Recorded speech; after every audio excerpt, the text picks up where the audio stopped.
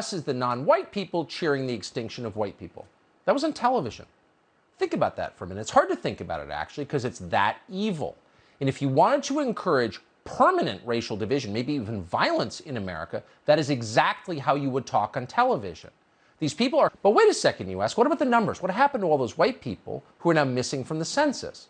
Well, it turns out many of them perished in the opioid epidemic. Hundreds of thousands of young Americans, mostly from rural communities, dead from drug overdoses.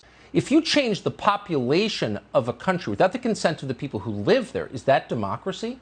Doesn't that country belong to the people who live there? You're changing the population of America without the consent of Americans. You're doing it secretly on a huge scale, and no one's noticing? How is this not an invasion? Become literally hysterical if you use the term replacement, if you suggest that the Democratic Party is trying to replace the current electorate, the voters now casting ballots, with new people, more obedient voters from the third world. But they become hysterical because that's what's happening, actually. Let's just say it, that's true.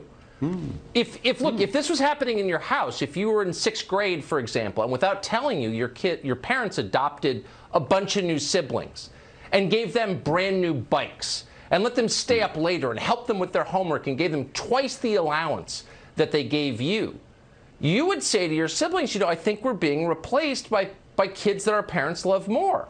So every time they import a new voter, I become disenfranchised as a current voter. So I don't understand why we don't understand this. I mean, everyone wants to make a racial issue out of it. Ooh, the white replacement theory. No. This is a voting rights question. I have less political power because they're importing a brand new electorate. Why should I sit back and take that?